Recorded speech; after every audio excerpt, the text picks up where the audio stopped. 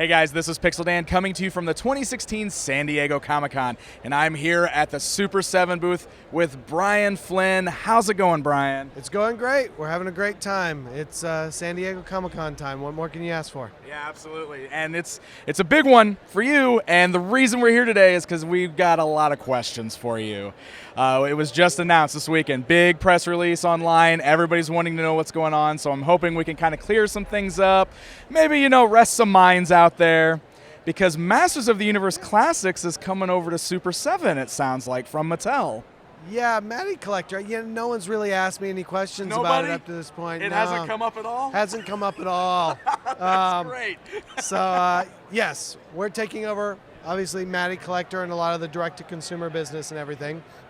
The first thing for everybody, of course, we will be continuing to work with the Four Horsemen, continue the Classics and Filmation line.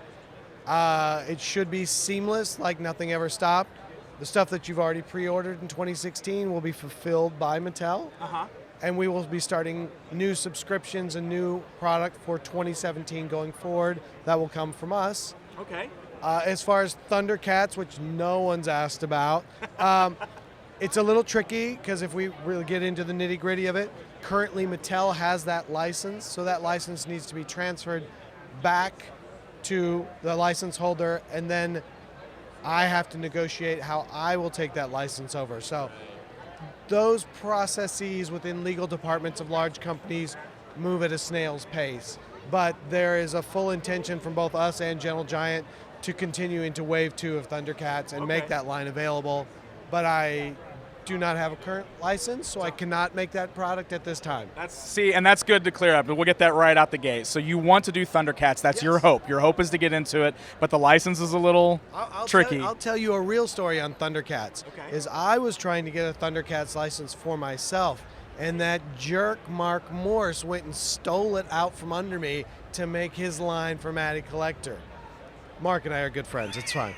So he totally screwed me on the ThunderCats line, so now I got to go back and get it now that he's not there. Okay. So the hope is to get it and to continue it, because a lot of people are already upset because it's ended before the team got finalized and all that kind of stuff. So there's hope. There's hope. There's a lot of people talking amongst themselves and making decisions based on empty space, of what that empty space means, rather than the fact that this literally got announced on Wednesday and it's Saturday. Things just don't move that fast. Gotcha. Yeah, I mean, I imagine there's a lot of planning and stuff you still guys have to do. You got to work this all out. If you do get ThunderCats, along with continuing classics, will we see like some of your like Kenner style figures and stuff maybe too? You got ideas for ThunderCats in general? I will not comment on that. Okay, there you go. Figured I'd ask. If I was trying to get a license before Mattel got a license, what form factors would I probably be making? Yeah. So, yes. Good assumption there. Good assumption. It's a very astute observation. All right. And not that far of a leap of judgment there. It's like, oh yeah, I kind of know what you guys are doing. Okay, so there's ThunderCats. Let's talk more about Masters of the Universe Classics. You mentioned right away that the plan is to still have the Four Horsemen continue. Of course. You'll continue with the Filmation stuff and, the regular Classics line. That's all the plan. So that's great to hear. Now, I understand you guys kind of will have your own factory for producing this stuff, right? You won't still be using the same Mattel factories for the line. So will this kind of alter things at all? Will things change up? That's not necessarily true. We don't know for sure. We have access to all the tooling for everything that's been made up to date. So Mattel has already told us that we can use all the tooling. What I don't know is that whether or not the factory that's currently making it will continue to make it for us, or if they'd like us to make it at our own factory. Ideally, I would prefer to make it at the factory that's been making it, because then I know it will be the exact same plastic, versus having to get the factory that we traditionally use up and running to make sure that everything's the same. Because there's just sort of I don't know if it's trial and error, but it's just going to take some time to make sure everything's the way it's supposed to be. So ideally, we'll be making it at the exact same factory. Okay, but that would be good. Those are things that I just don't know the answer to yet. I just don't know the answer to yet. Right, and I understand that a lot of these questions I'm asking you may not know yet, so feel free to just tell us that if that's the case. It just it's sticky, because I don't have that is a factory that works a lot with Mattel. Right. we have not worked with that factory before, so I need to set up a relationship with the factory. I need to, see if they're able to do things, the way we do them versus the way Mattel does them, and that it just sort of, it's getting a new roommate. Yeah, exactly. You got to feel them out a little bit. Yeah. So ideally, we're making it at the same factory, and basically nothing changes on the fan side except for where it's getting fulfilled from. Okay. And theoretically planned from. Right. So do you plan to still use like the same style packaging and all that kind of stuff with it? Yeah, that was one of the first questions because there was some older packaging comps that the Four Horsemen really liked that didn't get used, and I was like, if we switch the packaging 2/3 of the way through this line, people are going to get pissed. Yeah, I guess it's one of those things maybe we need to ask the fans like if they want to switch it, because it has been very uniform for the entire line, so I don't know. But it's one of those things at this point, if you have this many and then the packaging switches, are you going to be like, these don't match anymore? You're right. So right. my take is that we would run with the same packaging. Okay, good to know. The other big question everybody keeps asking about is Snake Mountain. Oh, yeah. Snake Mountain is terrifying. It's the size of a small city or automobile, and the tooling is kind of nuts. We're looking at possibly trying to do some sort of Kickstarter-y type fun thing to see if there's enough people that will actually pay to make it, but it's probably, to get Snake Mountain made is probably the same amount of money it would take me to make 8 or 9 figures. Right. So it's not going to be cheap, right? It's not going to be cheap, and it's difficult to make and difficult to ship, and it represents an extreme investment. Yeah. So I'm not opposed to making Snake Mountain at all. I think what we'll probably do is make sure we get the figures out, make sure that stuff's running, and then we can really have a discussion about, are there enough people willing to pay the money to get Snake Mountain made? And if so, let's do it.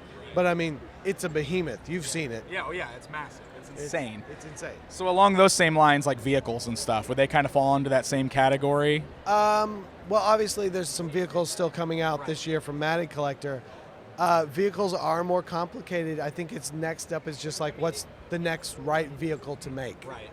Okay. And see where that falls. But once again, there's no reason why we shouldn't make it. It just comes down to who, what, when, where, why, and how. Yeah. Okay. Great.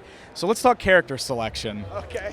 Character selection. Do you have any kind of thoughts or plans on where you're going to go with the character selection with the line so far? Or is this I know you guys have a lot of planning and stuff that you still want to do, but I know we have a very passionate fan base. There's a lot of characters that they want to see made from the cartoons and the mini comics and stuff like that. Will you be taking all of that into consideration?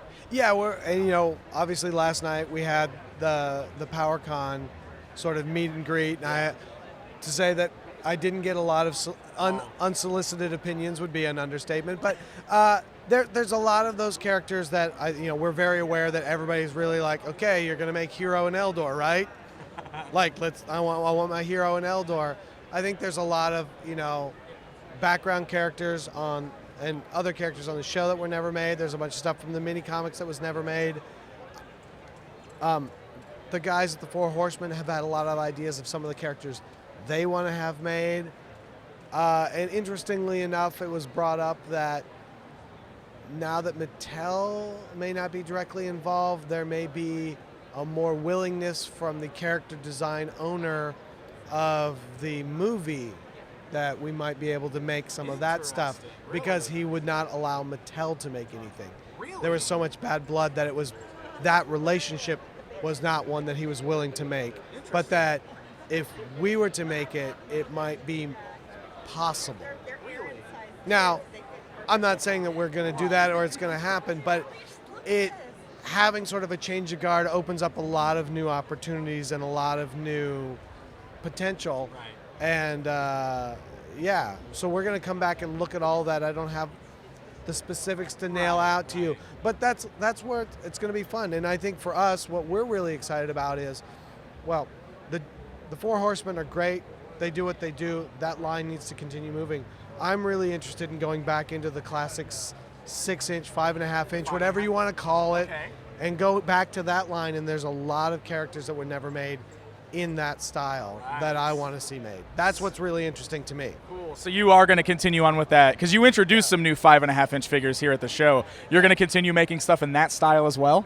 Yeah, because that was the thing. We were like, nobody's made new characters in that style forever, and if we're going to get to make a new animation, which no one thought we were going to be able to make, I want to see those characters in that classic. I'm just going to call it 6. We can call it 5.5. Yeah. We know what we're talking about, but that 6-inch style, like to make a new character in that world is great. And I want to take that and start really coming out with a bunch of new stuff. Yeah. Yeah, well, and you even mentioned like Hero and Eldor a little bit ago, so maybe doing some of those characters that never got released in the actual 5.5-inch style or 6-inch style. And then the other thing, I've been talking to people about it, so I'm sure it's out and about. The other thing that we've done over the last year is there was one of the original Kenner sculptors, and I'm going to get crucified that I can't remember his name right now, passed away about 5 years ago. And his estate has been slowly working through everything that he had, and a friend of mine was helping the estate. There are, in that thing, 4 unreleased body types that no one has ever seen before, cast plastic injection samples that no one's ever seen before in the classic body style. Really? And then we have all 4 of them now. And so we're going to take those classic 1985 unreleased figures and finish them. They don't have heads, they don't have names. All we have are these arms and legs. Wow. And sometimes torsos. And it's like, how do we take these things now, finish these toys, and make these 1985 Masters of the Universe figures that never came out and make them in the 6-inch line here and now. Right. Plus, as we all know, with the old lines, it's like you either had Skeletor's body or He-Man's body and everybody just swapped parts. Now there's 4 other sets of bodies in that classic style. They're not like later King Hiss and Modulok stuff. They're straight up bodies. Wow, that's cool. Yeah, and it opens up a huge opportunity for new cool things to be done in the 6-inch style. Wow, that's really neat. So there you go. Yeah, Pixel Dan exclusive. I like it. You have to get That's the cool. the DJ Red Alert sound effects going. Yeah, flash stuff on the screen. Yeah, like Exclusive a whole bunch of like. But that's the kind of stuff we're going to try to bring, is like really continue what's already been done and what's working beautifully and great with the 4 Horsemen, and then try to also come on top of that with a really great 6-inch line that people are going to be really excited about. Cool. That's awesome. That's awesome. So a few more things real quick that I don't know if you can answer right away, but I know a lot of people are going to wonder about like pricing on the 6-inch figures, if that's going to increase, and maybe like quantities on them. Are there going to be less of them available than before? Do you know any idea on those? Well, to be very clear, I did finally about a week ago get the actual numbers from everything. And the reality for Matty Collector is probably 90% of the sales come through subscription. Right. So we will offer subscriptions. We will run it through that. Price point is coming back to the same thing, the factory relationship that we talked about before. Right. I don't pump the volume through that factory that Mattel does. Right. I will probably not get the same pricing that Mattel gets. Yeah. Are we aiming for 25 to 30 on a figure? Yes. I would ideally be at 25, the same as it ever was. Right. I don't know if I will be able to get that same price. I don't think we'll get to, I think it might climb to 30. I don't think it'll climb to 35. Okay. Okay. So, I mean, just being very transparent, I don't know that answer yet. Yeah. But it should be basically in the same zone. Right. Okay. It shouldn't be terrible. As far as subscriptions, we'll definitely offer subscriptions because it seems like most people buy subscriptions to make sure they do not miss on a figure. Yeah. And it doesn't sell out. And for the most part, it looks like it has almost entirely gone to subscription. So we will offer the subscriptions as well. And we'll probably make 2 subscription or slightly over, so that, if you, like what we hear a lot of complaints about is, I didn't sign up for a subscription in 2015, I'm just getting into it, so now I can't buy all these figures. Right. And it's like, I want to just buy Masters of the Universe. Yeah. So we'll have some more, but I don't want to have so many left over that they end up on Big Lots. Oh, yeah, exactly. Right. A lot of extra ones clogging up the warehouse and stuff like that. Yeah. We're going to have to sort of see how it all shakes out. Okay. And then, quite frankly, we have no idea, based on Mattel's gravity versus our gravity, if all those people buying from Mattel are going to come over and buy from us. Right. We won't know until we start releasing figures. Right. So, we're gonna try our best Okay. to make awesome Masters of the Universe toys that everybody wants to have, and hopefully alleviate some of the pain points that were happening beforehand. But And you guys will be handling the shipping and the ordering and all that stuff, so no more Digital River. It's through you guys now. no, well, obviously the Mattel stuff that's finishing through 2016 Right. will be Digital River. Right. But everything from us will be handled by our warehouse and our fulfillment. So, which basically means it's downstairs from the office, that guy. So, go ask Luke has this order shipped, Luke? There you go. Yeah, it shipped. Here's the We have a check. name. Remember that name, everybody. No. Luke will not want that. Scratch that name. Scratch that name. It's Leon Steele. Ask for Leon Steele. I like it. So 2017 is what you guys are shooting for then to start this up under your banner. Our banner starts 1/1/17, so we're going to try to have everything set up and ready to go so that January 1 we've got some really great stuff and announcements to make available. I think we're going to be able to start talking to people before then. Good. It all really gets down into the litigiousness of it all. Yeah. But I think we'll be able to start saying like, okay, here's our plan for 2017. Here's the characters we're planning on doing. We should be able to do that this year, but until we know for sure. Right. I don't know for sure. It's the same reason we haven't been able to send out sort of a press release of our own to the Matty Collector mailing list and say, don't worry, everybody, the sky is not falling too much, Right. just slightly. Just slightly. You Well, know. hopefully this video right here will help clear a lot of that up. That's my goal. So I really appreciate you being very open and transparent with us about all of this. It's awesome. Well, it's not that complicated. It's Yeah. like you make some toys, you sell some toys. Like we don't have to make it too crazy. Right. Cool, man. Well, do you have any final words or anything for any of our Masters of the Universe or ThunderCats fans out there? We're having a lot of fun with the license within Muscle 3 3/4 with the new 6-inch figures. The animation that we made, I think no one was really expecting that. Yeah. And we just tried to have fun with it. If that goes well, it'll be on iTunes and Google Play August 1st, $1.99. But if that goes well, there's an opportunity for us to make more animation, Right. which I think would be a lot of fun. Yeah. And trust me, I'm sure there's going to be people like, well, this isn't right and this isn't right. I could tell you 38 things that still bother me about that animation, but we got it done. It's fun. And that's where we just want to have fun with it and try to create some new stuff. Okay. Well, very cool.